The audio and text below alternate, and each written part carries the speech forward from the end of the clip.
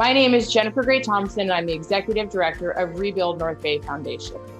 This podcast is specifically designed to bring you people who have been through what maybe you have just gone through or that you are concerned about. We created the podcast How to Disaster to show you the breadth and depth of humanity in the midst of this really terrible thing that happened. I wanted to do this podcast so that I could bring some of the most amazing leaders that I've ever known in my life to you. You may have just experienced a disaster, and you may be looking around and you are dealing with trauma and the shock of it. And you may be wondering, I don't know how to do this part. And so we purposefully made this podcast into different sections and different topics of recovery so that you could pick and choose what would work for you at that time. So welcome to How to Disaster, and thank you for giving us your time.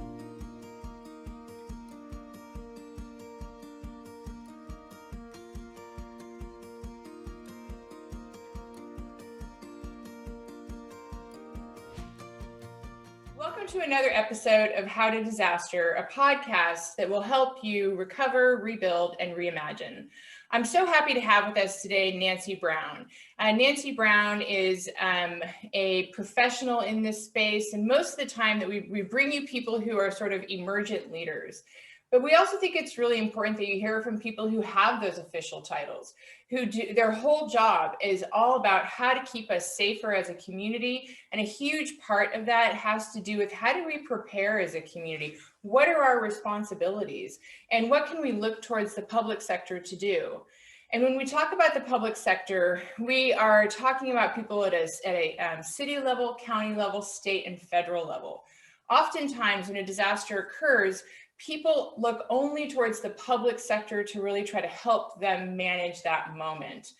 And while that's a good idea, it's really important that you also have some kind of responsibility for how you prepare in advance and how your community prepares so that you can not only help each other, but really partner with the public sector. So I asked Nancy here today to talk about her job, but I also wanted to talk about how did you even get into this work? Because it's not that usual of an occupation to choose. So welcome to Nancy Brown.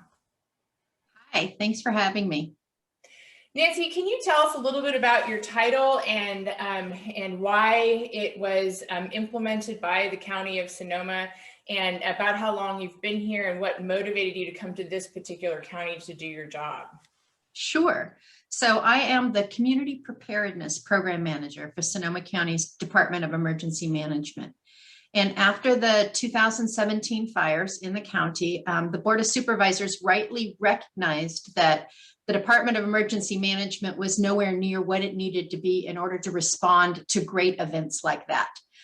So they reimagined what that would look like and set up a completely independent department. I think our full staffing is 12 people, and we're at full staff. And then they began to hire those people. One of the positions they thought was really important, the position that I have, is this preparedness position, because we all know that when things go wrong, if you're not already ready, it's too late to get ready. I think a lot of people found this just in the power shutoffs of a couple of years ago, that if they didn't already have ice, it was too late to go get ice. That, you know, if you haven't already gotten this plan in your mind, if you haven't already figured out what you're going to do, by the time you need to do it, it's too late. So this preparedness piece is critical to basically build resilience, because I think we recognize that, especially after this last year, that things are happening. They're going to happen. It's highly improbable that nothing will ever happen again and we will live a fairy tale life in Sonoma County. It's more probable that something else will happen. And the amount of preparedness that each individual person and family have is directly related to how much disruption they experience. So is it just a blip in the highway, or is it life-changing when something goes wrong? And that preparedness piece can really help it just be a blip where it happened, you got through it, and then you got back to this new life that ended up happening after that. And so really, I think the preparedness is key to the capacity of the responders to be able to respond, because so many more people are prepared. Less people need help from first responders, so they can help people that really need that preparedness. And overall, our ability to get through the disaster to recovery and to that new normal that is established after any disaster.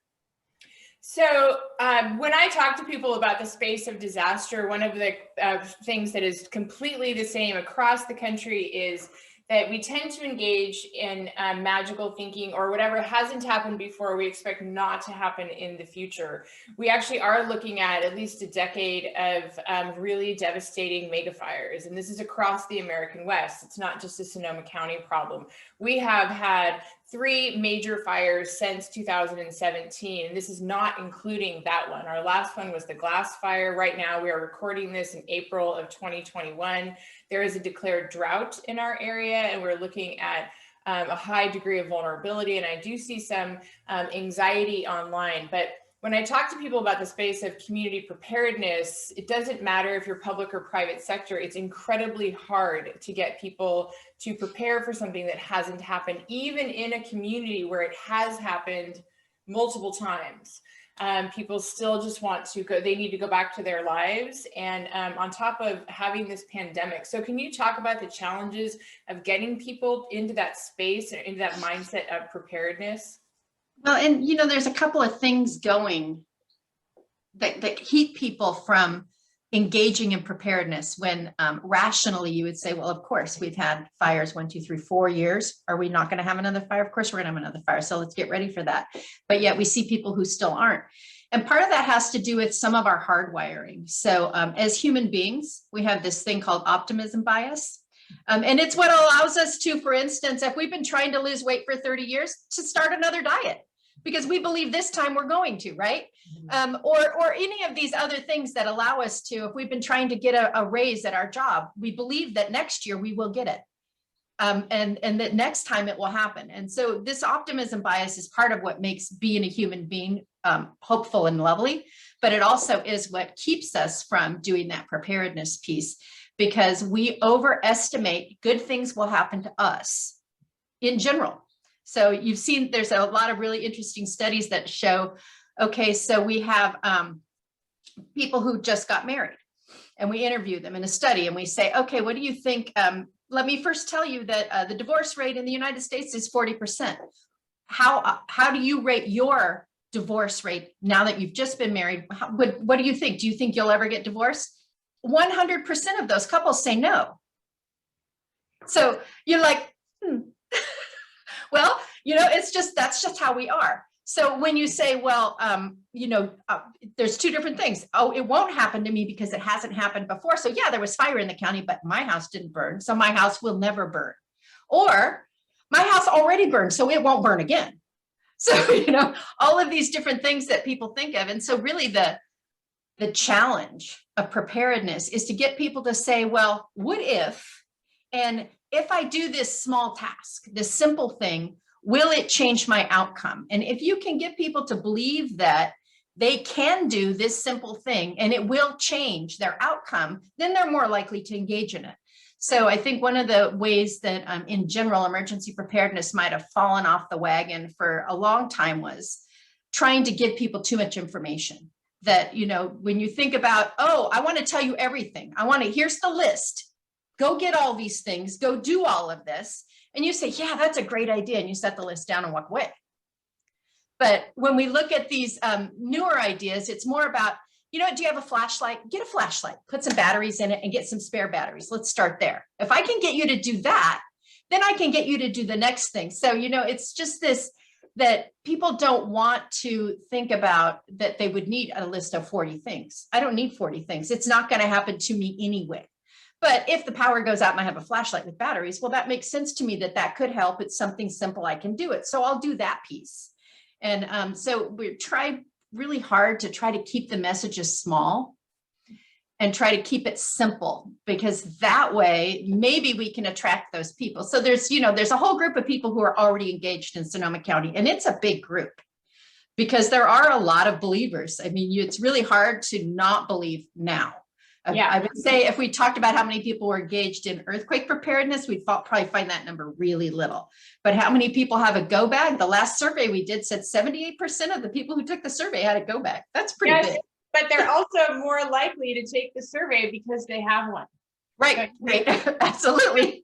There's that too. Like you're almost like a confirmation bias, and those few simple things that you can just do, and then you can add into your go bag and add into your repertoire. I always tell people, and it sounds funny, but it's true, to pack some clothes, like an outfit, with comfortable with shoes, because in wildfires, naked evacuations are a very real thing. And while it sounds amusing and sort of salacious, it's really a horrifying experience for the people who are actually running for their lives and they only have like 3 minutes to leave. So they took each other and a cell phone, and maybe they were wearing something, but often not. So just some little things like an outfit, and change it out every year, and a flashlight. Sometimes you have to give them those flashlights though. Yes. Yeah. But I mean, it's just that the real key is just, I think also people who start to prepare are more likely to continue to prepare. So how do we just like lift up under the curtain, get under the curtain just a little bit, and let them have a peek at what it looks like? And really the key is just to recognize that if you do these things, your disruption is going to be much less. It's going to be better for you. And of course, that other piece, which is it's not that hard, it's not that complicated. You can start with these easy, simple things that you can imagine doing, that you can imagine affording, that you can imagine allocating time and resources to do. I also love the really very simple thing that I've heard you all say, we say it all the time, which is, go around and videotape your house once a year on your phone. And I just heard you talking with Kyle, the intern, about how, you used to have this photography habit, which I had too. It's very expensive and very laborious. I loved it. But now you have all of this capability on your smartphone, and it takes 10 or 12 minutes to go through everything. Have you, I believe I've even seen that message in the materials. Has it been put in the materials for the county? It is in the materials. We have a new, it's an evacuation checklist that we put together that's coming out in some of our new materials for this coming fire season. And one of the things is in the preparedness piece is videotape. And then if you have time before evacuation, that's like one of the other things. If you have time, if you have an hour or two before you have to get out, walk around your house and do that video. And if you haven't done it recently, and make sure that you do that, because it's really hard to imagine what you own when you're not standing there. It's like, if you just try to like close your eyes and picture the room you're in, you'll be lucky to pick 10 things out of it. So, and I think if anybody just saw even one of the contents lists from our fire survivors, which I'm in possession of one of them for Larkfield Estates, like she had to remember down to what was in the hallway, where she bought it, and the cost. It's really like, we don't think about all the stuff that we have, but also you have to remember that for your future self, which is going to be, if you do lose your home, will be traumatized. So you also have to think about like, what simple things can I do to reduce the trauma for myself and my family in the event of a disaster? The other piece is how can I be of service to my neighbors in the event of a disaster? Can you talk about your work with neighborhood programs? Absolutely. And I think this is one of the real keys to Sonoma County resiliency. For a lot of reasons. First of all, I mean, knowing your neighbors is a great thing. It's, it's community, it's a small town feeling, it's, really feeling comfortable, and people are watching out for each other. So a disaster aside, somehow in the United States, or certainly in California, we kind of got away from having these close-knit communities. Certainly when you have older communities, which a lot of our Sonoma County communities are, you don't have kids out playing in the streets. So mothers and husbands aren't out in the streets with the kids and meeting the neighbors that way. So it gets harder and harder to make that overture to get out of your house and meet your neighbors, because there's not a natural connection to that. But when we talk about preparedness, the likelihood of you surviving a disaster is often directly related to how well you know your neighbors and their survival as well, because you didn't get the alert, but they came and told you. Your car got stuck in the garage, so they helped you get out. All of these different stories you've heard from different events.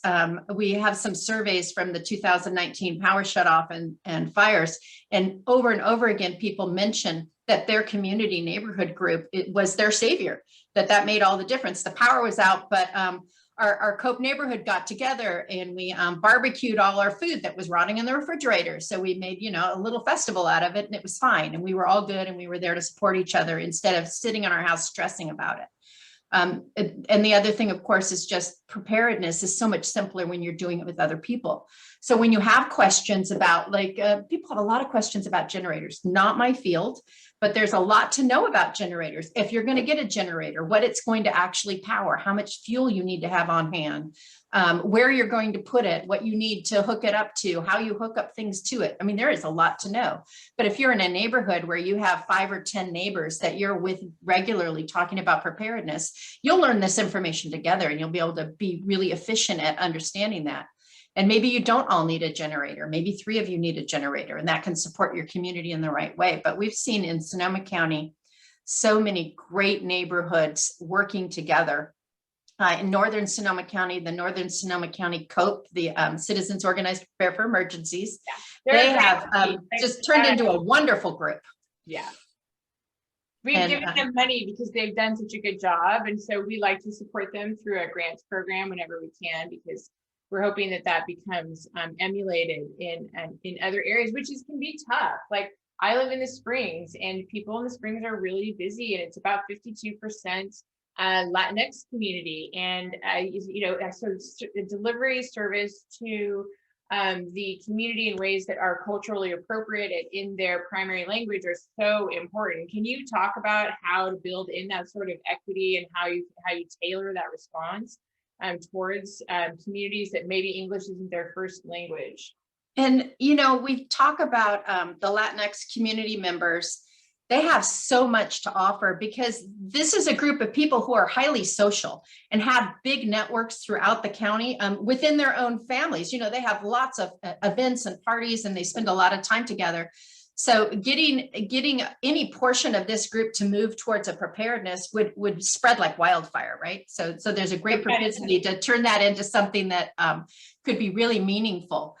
I think we're trying to find and develop leadership, and that's really where it comes from. So the Northern Sonoma County COPE leadership group is so well defined and has grown so well because it had some leaders who were super engaged. And that's really the key, is to find leaders who have the time and the energy to put forth it and that take it on as something that's really important to them, and then support them in any way that you can. So I know that in the Springs, where there's a Map Your Neighborhood group that's starting to develop, and I see some really exciting people getting involved in that. So I think that'll be something that will go there. I know Map Your Neighborhood's really popular in Sebastopol. They have a lot of groups. I think they have 40 groups now in Sebastopol that are doing Map Your Neighborhoods.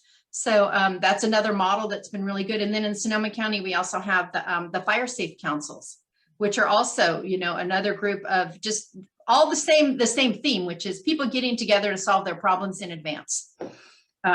Yeah, and that's how you build resiliency, and how you partner, and then how you can help each other, because even FEMA tells us that we're really on our own for about 72 hours, and the county will provide some degree of it, but the county can't actually always predict where the disaster is going to land. So in 2017, and we've learned a ton since then, where I live in Sonoma Valley was very much cut off from the county because it was on fire all around us. And we're a bit of an island. We're off the 101 freeway. And so serving this community outside of police and fire was incredibly challenging, but we managed to do it through mostly just community, relationships, and like, what do you need and how can I help, all the way around. But can you talk about, I actually do want to dive into your background because I think it'll be really interesting for people. But can you talk about, like, what is your advice for a person or a community who wants to start a Map Your Neighborhood or build resiliency? What's the easiest first step to do that, especially for an under-resourced community and like in a rural area that doesn't have the kind of budget that the county of Sonoma has? Like, where does that public sector leader even begin to promote this message? So we have a webpage that has some materials and some information. And then all of our existing groups, like the Sebastopol Map Your Neighborhood and the Northern Sonoma County COPE, these people are very helpful in helping other people get started. We haven't had a lot of LatinX members in these communities, but they're really working hard to try to develop that as well so that they can have multilingual programs as well, which they haven't had the need for at this point because they haven't had a multilingual membership, but they really would like to start that too. So I think if you were listening to this and you were like, God, I really want to get together with my neighbors, my advice would be get together with your neighbors and just start by figuring out who has what. Yeah, just start there. How many of you have a generator? How many of you know how to operate or have a saw if there's a tree in the road? How many of you have big freezers? How many of you have barbecues? How many of you have first aid skills? Just take a poll and see what you guys have. And then the other thing, which I think is key also, is how many of you are going to need help? What's your challenge? I don't drive, or my car's in the garage, whatever these things are. What is your challenge? I have medication that needs to be refrigerated. Who can help me with that? So just make a list of those things. And once you've done that, you are a long way to really understanding how to support each other, because you know who has what and where to go get it when you need it in a hurry. And to think about it in terms of if we were on our own for, 3 to 10 days, what would I need and what do my neighbors need to get through it? And, will communications be down? And I'm not, it's interesting because I absolutely think my house is going to burn down every year, probably because of, this experience. But I am always also thinking about, like, how can I ensure that I'm stepping up and helping my community? What are the communications if they go down? If we have a PSPS, which is a public safety power shutoff, which we usually do in the middle of a big event anyway, and also to avoid them, you may not have cellular service. And so, what kinds of ways, and this may sound a little over the top to some of you, but I am the girl who also got a full face gas mask because I want to be able to help my community. But I bought two-way radios for my family, and they go 30 miles. And I have in-laws in their late 70s and, extended family throughout the valley. So I thought, well, if they go down, it's actually a relatively small investment for 10 of these for a family network. So if my mother-in-law has to evacuate, maybe with my father-in-law or without him, that I can still figure out where she is. And that also, if there's a mental health component to that, that they won't be alone in that. Because I saw this story in a documentary about Paradise that really struck me. And it was a first responder, a firefighter who lost his home and his wife and child evacuated. And then for the next 9 hours, he didn't know if she lived and she didn't know if he lived. And that story really convinced me that having a secondary mode of communication, like a walkie-talkie, just like when we were 10, is a pretty good analog idea. And I think there's a lot of our different neighborhood groups that are really working on this communications redundancy. That we have, they're putting together GRMS radio networks. They're looking at funding and putting up additional repeaters so that their ham signals can get around the corner, and some of these different things. So I think there is some work being done there, because I think it's obvious that when we've seen what's happened in the last few years with the power outages, that those systems that we highly rely on for information and communication can be very fragile. And very little we can do about that. I mean, we're certainly advocating at the state level and things like that to improve the resiliency of cell towers and those things, but we can't personally do that. That's a governmental function which is happening, but in the interim, we're still susceptible to having our communications completely cut off. And one more thing to add to your list, don't forget to have that battery operated radio, so you can at least listen to the radio and find out what's happening and maintain situational awareness that way. So what do you have in your go bag at home? Well, I have all the regular things. I have Mylar blanket. I have food and water. I don't like that prepackaged little wafer food. I have real food. I have food and water that'll last me maybe a day and a half, 2 days, because I don't want my pack too heavy. I want to be able to carry it. I have a full change of clothing, including an extra sweatshirt and a pair of tennis shoes. I have aspirin because I get headaches when I get stressed out. So that's me. I have contact lenses because I can't see a thing. And I'm always worried that there's going to be some instance where I don't have my contact lenses or I lose one and now I can't see anything. So I have like 3 pair of contact lenses in there to make sure that no matter what happens, I can still see, because that's critical to me. And then I have, my flashlights and my batteries, all the regular stuff that you think you might need. I think one of the things that's really important, of course, is that radio, to make sure that you have that redundancy, and you don't have to go out to your car and turn it on and use your battery for your radio to listen to that you can listen to it in your home if your power's gone out, to be able to find out what's happening.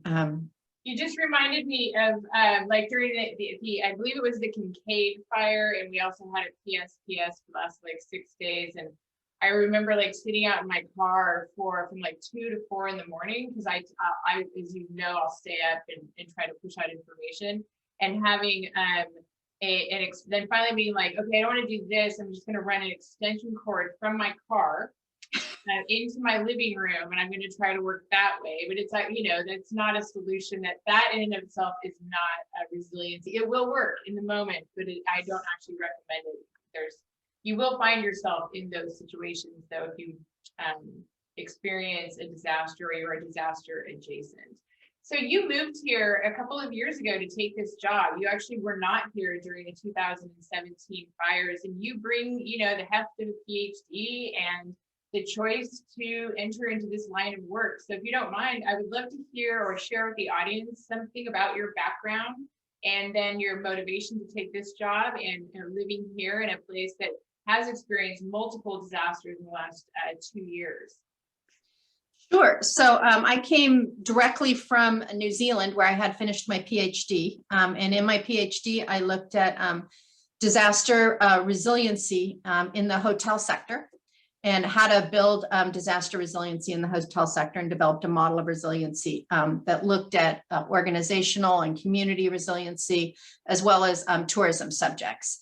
And so when I was looking for a job, I wanted, I was looking for California, but I also wanted to go somewhere where there was a lot of engagement. I mean, that's really the dream, is that you don't go somewhere where you're in a corner and nobody believes in disaster and nobody's going to pay any attention to what you're doing, and it's like a side thing. You really want to go somewhere where people are engaged. And I think when you think about things in Northern California in general, this group of people are highly engaged in a way that you wouldn't find them highly engaged in Idaho or other places. So I think now that COVID happened, everybody's engaged. But prior to that, so I really wanted to see a community that was really interested in hearing about preparedness, and the opportunity to join a brand new team in a community that was really, really highly motivated to understand the importance of emergency management, and really,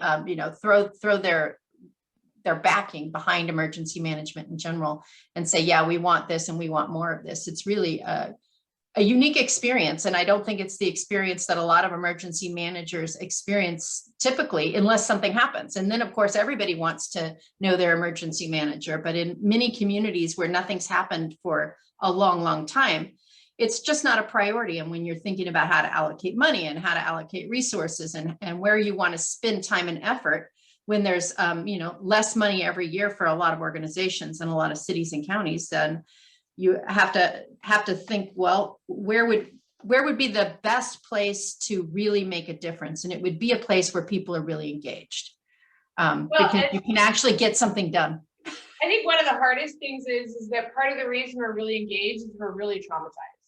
And right. I just want to like throw that out there, that can also be a challenge in and of itself, to deal with a community that is very traumatized. And this year was tough because we had a horrible fire season across the American West, the worst one in recorded history. And then at the same time, we have COVID, like every place else in Sonoma County certainly had pretty high levels of it. We were in lockdown for a very long time. And you had to work on how to evacuate people during our fires that we had in the middle of COVID. Can you talk about what was that like for you to meet those dual challenges at the same time?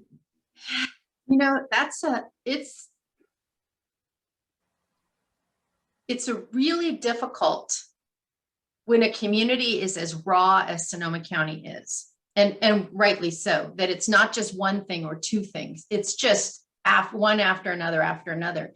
And to strike that balance between wanting to make sure people are prepared without adding additional stress, because you don't want to do that either, but you also don't want to just completely ignore the fact that here it comes again, folks. We need to continue on down the path. You bought your flashlight last year. Can we go ahead this year and buy the radio? You do need to continue along this path, but at the same time, you don't want to make people. I think one of the things I worry about in Sonoma is every year I hear people saying, I want to leave. I can't do this anymore. This is too tough. And I think preparedness can help that feeling too, that it's not as tough if you know that you're ready for it. And when it happens, you had a plan, you enacted it, it worked out okay. Your family was safe. You went home and carried on. So I think it can help with that, because this is a beautiful place to live, but there is a lot going on. And I think that COVID layer is particularly interesting, because in the past, of course, we've always looked at congregate sheltering, not a good option. So the team built a new idea, which is this temporary evacuation points. And I think that's going to be staying as a really good way to manage evacuees in general, because it gives you an immediate place to send people. Even if a shelter hasn't been set up yet, you still have somewhere you can immediately send people for more information. So I think they're going to flesh that idea out more and more, with or without COVID, that establishing a temporary evacuation point, which is where you send people. And from there, if they need a shelter, or are there other ideas you can work on with them to make other ways happen for them to be able to go, maybe they just need money to be able to get down the road to somewhere else, or other things like that, that you can do some problem solving on the spot so that you don't have to have so many people in congregate sheltering, which I think anybody who's ever done it, it's not ideal. It's not the greatest thing in the world. If you had an alternative, you'd do that. Well, I think that one of the hardest things about experiencing these wildfires and the pandemic as like comorbidities almost is that we depend on our community, and we depend on affection, and we depend on our ability to be together in times that are very stressful. And to have the COVID layer on top of it, and already have so many people who were in pain and trauma, and then to add the extra layer of trauma over it, and then to take away a lot of our coping mechanisms for how we address disaster, that was a pretty rough thing to witness. So my question, one of the questions I wanted to ask you is, if somebody is watching this and they're an emergency manager, and say they're in Idaho, or they haven't been devastated by mega fires yet, but they are very vulnerable. What advice do you give them about how to serve the community that's actually in front of you? Like, there are really good ideas. And a lot of times when people talk about community inclusivity, they inadvertently leave out, they don't think, okay, what about people who are disabled, or people who are, who don't speak the language at all, or they are afraid of the national, ICE. They're afraid of immigration, because that has taken a toll on us every single time. And in 2017, we had just this massive wildfire disaster, and the head of ICE at the national level got on TV and said that our wildfires were started by what he called an illegal alien, an undocumented person, and it was patently false information. It just didn't happen. But those sorts of things, when they happen in our national conversations, we don't really do politics here, but we can talk about how that sort of fear of being taken in, or turned over, or tracked, or documented in some way is really a barrier to equity for people of color in a lot of different ways. But what advice do you give to that manager in a county who wants to figure out how to do it right? And do you think that there's we always talk about mistakes. I talk about every mistake in my life. I totally talk about it. But is there something that you wish that you would have known ahead of time, or could have done differently in order to serve those sort of outlier communities, or not always outlier, but different populations in a way that is appropriate and sensitive. Well, I think one of the things the county's done that I think we'll see more and more counties across the country engaging in is developing that Office of Equity. And that we'll have an equity officer in the Emergency Operations Center to make sure that everything that's being done, that we don't just tick the box, that we actually really consider how best to do it instead of what the minimum we can do is. And I think almost everybody's always trying to for sure do the minimum, but that's not always enough. So, you talk about our undocumented workers who may be hesitant to go to a temporary evacuation point or stay in a shelter because they're hesitant because they don't want to be found by government officials. They're on the down low and they like it that way. And I think, we look at, we spent quite a bit of time with Alegria this year developing wording for signage that is welcoming, that makes it very clear right up front in Spanish and in English that you're protected here by us, that we're protecting you, that your information that you give us doesn't go anywhere else, and that this is not a place where federal officials are going to come find you. This is a place of health and healing. So how do you get that message out before they actually arrive at the shelter, though? Because it seems like when they're making that decision in their car where they're going to go, I know during COVID, our organization paid for a lot of PSAs to be on KBBF radio because it was in indigenous languages and in Spanish, and it was culturally, appropriate and a method that was already widely used in our areas that are populations of concern that we want to make sure that we're being served and in a way that they could hear. So, are you guys doing PSAs, or how are you doing that ahead of time?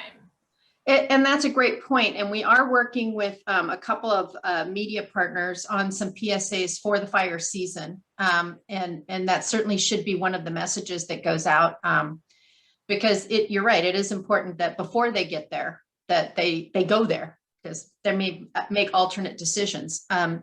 And I think also, Alegria and some other people at the county level. For people who don't know, she's referring to Alegria de la Cruz, who is the inaugural director of the Office of Equity, formerly with the with County Council. Very smart, dynamic, amazing leader. Just want to say that.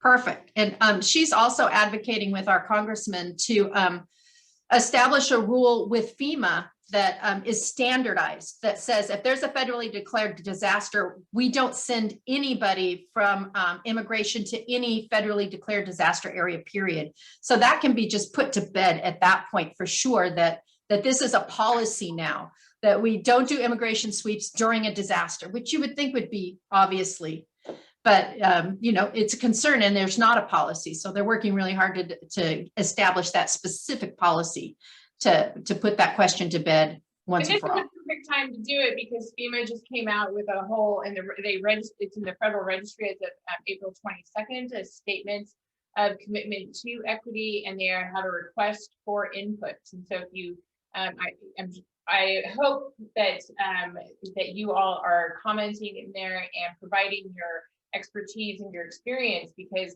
it hasn't been an easy thing to figure out the past few years. And just when we think that we've learned it, then we learned something else that we could have done better, or that, we needed to do that we hadn't even thought of doing.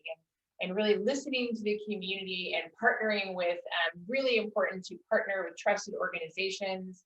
I'm on the board of an organization called La Luz. And, when we had our fires, La Luz and then Maite Uturi at El Verano School, they were our real touch points for how to actually ensure that our entire community was being cared for in a way that was that really was supporting what they needed as opposed to what we wanted to give them. Right. And I think you make a really valid point that we don't always know the right way to approach a community that we're not a part of, because we're not a part of them. So you don't know what you don't know, literally. Well, I've been trying to embed for years, so I have. Like, I'll stand in the middle, everybody's speaking Spanish, and then they try and speak to me. I do that.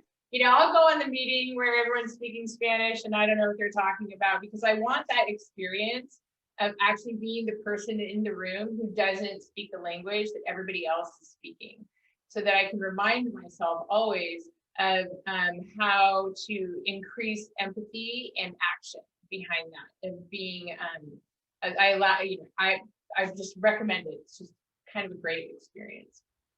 I don't know, maybe I'm weird. Can you talk about, I'm actually going to take you all the way back to when you first started this job, and I came and I sat down with you, and a question I always love is like, how did you get here? I know you got here from New Zealand, and probably during part of COVID, you wished you'd stayed.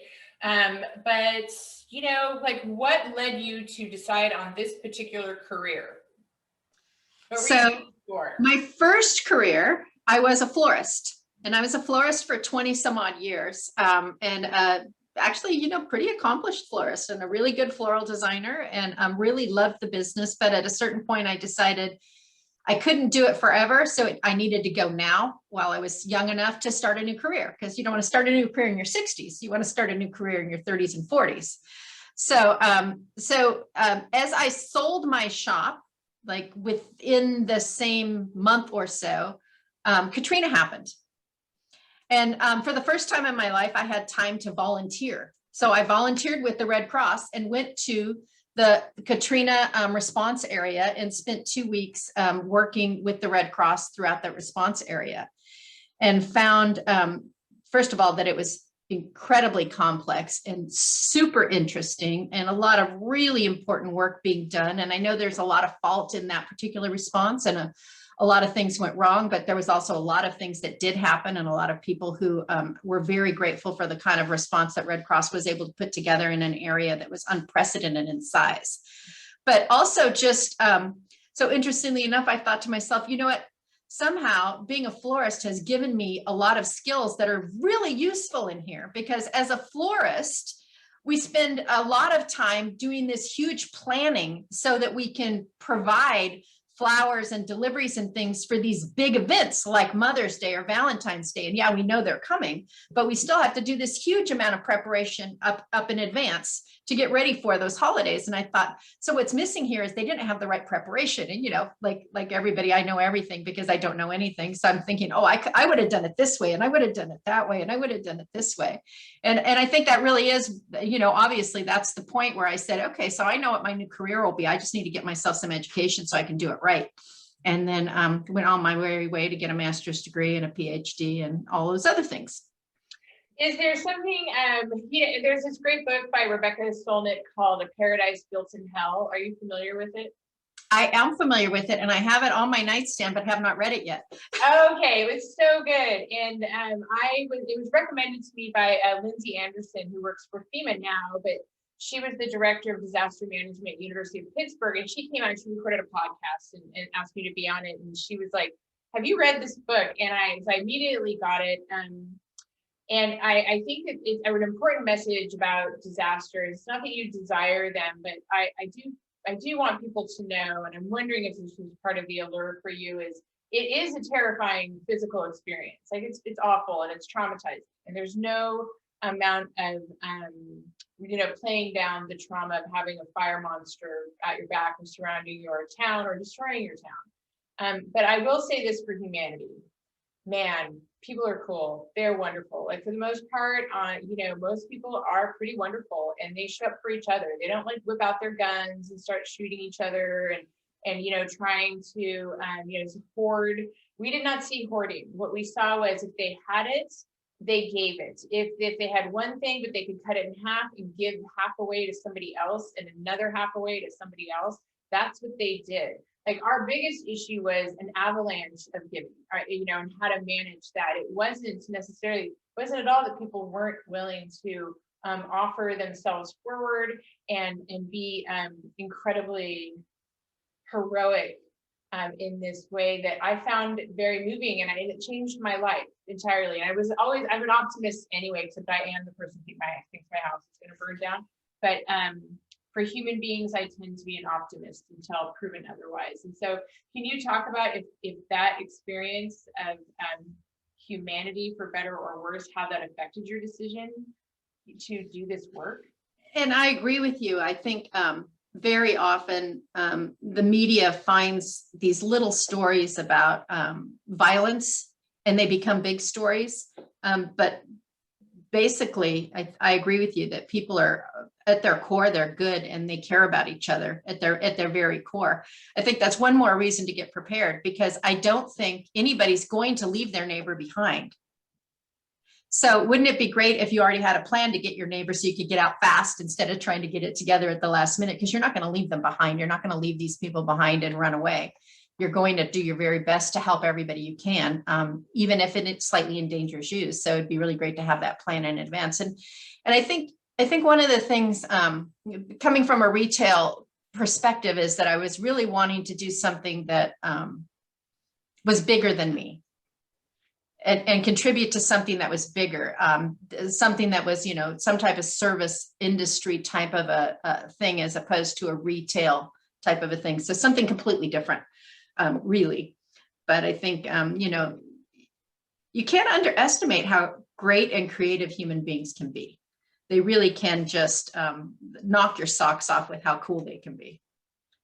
They really can. That's like, even if sometimes, like in the midst of it, I can be a bit of a general. It's true. Like I want things to be this way or that way, but it's really, I am always impressed by the caliber of person in front of me and the fact that they would want to do this work. And so I appreciate that you would take that skill as a florist. And I hope that if somebody hears this and they're in a job that they like, and it has these particular skill set and they want to do something else, that they understand that a lot of the skills that you need in the field of disaster, you can get from waiting tables. You can get them from being a florist. You can get them. My favorite, my disaster brother is Charles Brooks, who is the executive director of Rebuild Paradise Foundation. And he was a reusable grocery bag sales director before he started Rebuild Paradise. And he's perfectly suited for this work. He's excellent at it. So don't disqualify yourself based upon your background. Take from your background will actually inform your work and your desire to do well, to do good by the world. So I applaud you for doing that. I think that it was brave and necessary. And the other thing that's really important is life is long.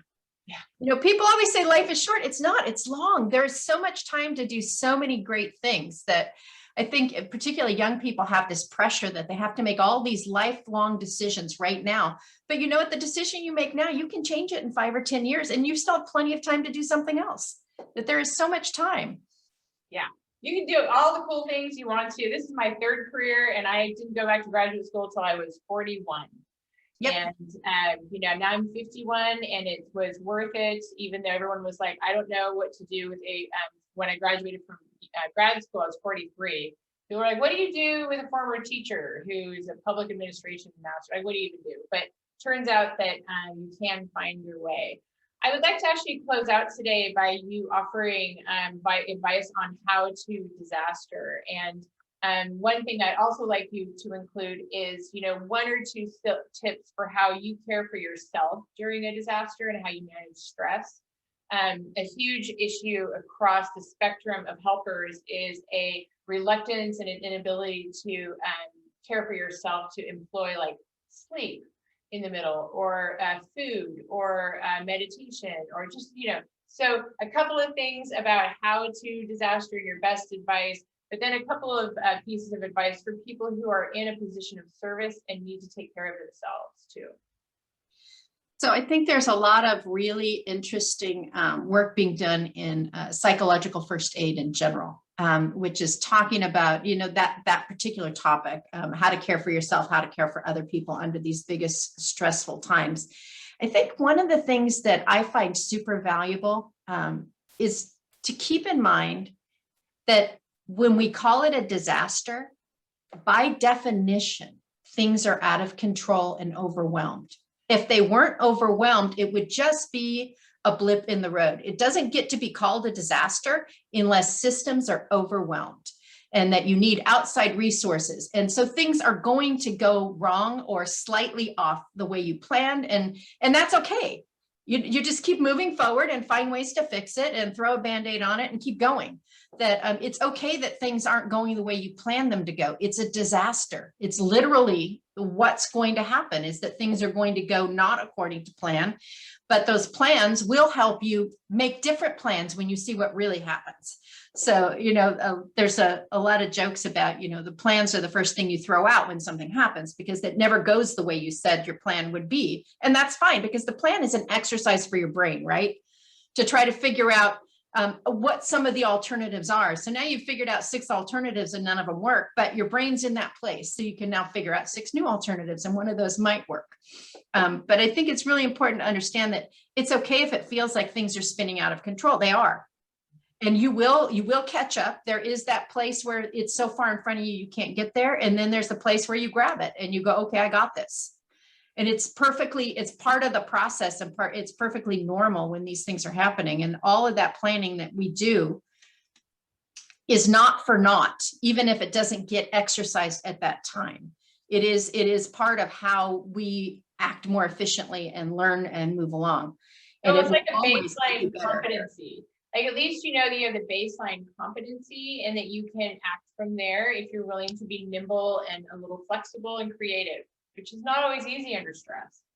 Right. And so I think that's really one of the keys, is that you just have to recognize that this is how it is. And I think the other key, and this is something I think is really important right now as we're coming out of this COVID crisis towards something, is that when a disaster happens, you can't ever go back. There's no bounce back. It doesn't happen. You can't get there from here. It doesn't exist any longer. It's gone. You have to always be picturing where you're going from here, how the new looks. And it's always an opportunity for the new to be better than the old. But you can't, and I think a lot of people right now are experiencing different types of frustration about how to get back to where they were before COVID. And they need to just give that up. You need to just give that up. You can't get back there from here because it no longer exists. It got caught in a time warp and disappeared behind you. But do take I totally agree with you, which is why reimagine is always part of our tagline, is because it gives people almost permission to let the day before go. You have to let that go, but also to respect the grief, that it's okay to grieve too for what was lost the day before, and to be very respectful of it, and in a way that will also respect the reimagining of where you're going to go. But that's a hard one to navigate. How do you take care of you in the middle of a disaster and in this work? Well, that's all of your basic things that I think people appreciate. And it's the same thing that happens when you're grieving a loss of a loved one or any of those types of things, is, make sure you get enough sleep. Make sure you eat healthful food that feeds your brain. Just do those, make sure you get some exercise. So, the EOC can be, Emergency Operations Center can be all encompassing, and you can end up in a tunnel in there. You've been in the Emergency Operations Center, but, to be able to walk out, leave, take a walk around the block, get fresh air, have fresh food, do those types of things. Step away from it, and really step away from it. Don't step away from it with the news still on the radio in the car. And then when you get home, you turn the news on also. Literally step away and rest your brain. And of course, that's also when all your best and creative ideas come out, is when you step away from it too. So it's good for you, and it's good for the event to literally take yourself out of it and give yourself permission to set these next 5 or 6 hours out, that it's okay to do that, because you're going to be a better partner when you move forward again. Even if you just tell yourself, okay, I'm going to not do this for 3 hours.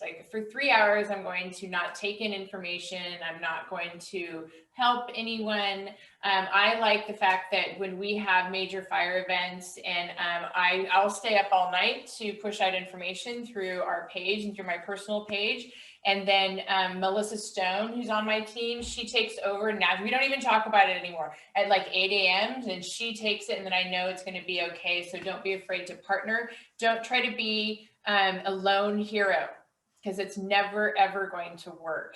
Nancy, I really want to thank you for bringing a public sector community preparedness perspective to the How to Disaster podcast, because I think that there's a lot of pressure in your position, and really what you're doing is you're trying to help people prepare for what could be, the worst moment of their lives, or it could be a blip, and it can, some of that is within our control, and a lot of it is not within our control.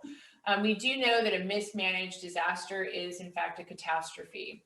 And the delta between there is often how we interact and intersect with our public sector, and how we take some ownership and agency as citizens. And I really want to applaud you for not choosing an easy career, but really choosing one that will continually ask of you to adapt, flow, learn, listen, and try to get a community to the other side of something, and maybe nothing, but I just really want to thank you for being on our podcast, and let us know if you have any closing words of advice or a message for the community. I do, and that is, don't forget the conversation about getting together with your neighbors. So if you are a leader, start leading. And if you know somebody in your neighborhood who's a leader, encourage them to be leaders, and just get a few people together. You do not have to make it formal. You don't have to call it something. Just get 2 or 3 houses together and start planning together, because that is really going to be so helpful to you in the coming years, to be able to have that support network right there, right next to you, to be able to help you through whatever goes on, and you can help them through whatever happens. As it turns out, we say it all the time, the only way through any of this is together. That's just the deal. So thank you so much again for being on How to Disaster. My pleasure. Thank you for joining us on How to Disaster, a playbook to recover, rebuild, and reimagine. I want to leave you with this one thought. Thank you for spending your time with us. And we want you to know that you can get through this. You can recover, rebuild, and reimagine. But there's only one way you're going to do it, and that's together.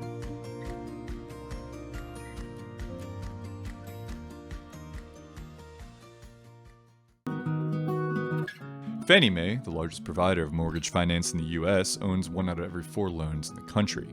You can find out if Fannie Mae owns your mortgage at knowyouroptions.com by using our loan lookup tool. This last year has been quite difficult, and making your mortgage payments could be too. There are options for those available that may have experienced a natural disaster, such as wildfire or the COVID-19 pandemic. One of the options available is a forbearance plan, where homeowners are given a period of reduced or suspended payments to manage a temporary hardship of financial standing. For this caused by natural disaster or COVID-19 pandemic, you could be eligible for a 6-month extension with a possibility of another 6 months after that. During the forbearance plan, the homeowner is not charged late fees. If you received additional living expense assistance after your disaster, and those funds have run out, you still may be eligible to apply for a forbearance plan. When your forbearance plan ends, your lending or servicer will contact you to see if you need assistance or are ready to resume making your normal scheduled mortgage payments. If you don't hear from them, you should proactively reach out. If you are unable to repay the balance in its entirety, you may arrange a repayment plan, or if eligible, qualify for other programs such as a payment deferral or flex modification. A payment deferral allows you to bring your mortgage current. This option keeps your monthly mortgage payment the same as it was before your hardship, and the total deferred amount will be due on the last scheduled payment of the loan. Should you sell or refinance, the deferred balance is included in the remaining amount due. Flex modification is Fannie Mae's standard modification. Provides 20% principal and interest payment reduction on your mortgage. Once the modification is complete, the loan's term is extended to 40 years. Depending on the circumstances, the modification may result in a reduction of interest rate and/or principal forbearance. What is a principal forbearance, by the way? And that's when a portion of the unpaid principal balance, basically the remaining loan amount, is put into an interest-free balance secured by the loan as part of the flex modification. It can be modified by the maturity date or with an early payoff. More information is available at knowyouroptions.com. When ready to request mortgage assistance, reach out to your mortgage company. This is the company you send your payments to each month, and you'll find that phone number on your mortgage statement. Additional relief assistance is available through our Disaster Response Network. Here, impacted homeowners can work with HUD-approved housing counselors to get help requesting financial relief through FEMA, insurance claims, and more. Homeowners can visit knowyouroptions.com/relief for more information or call 877-833-1746. Once again, 877-833-1746 or knowyouroptions.com.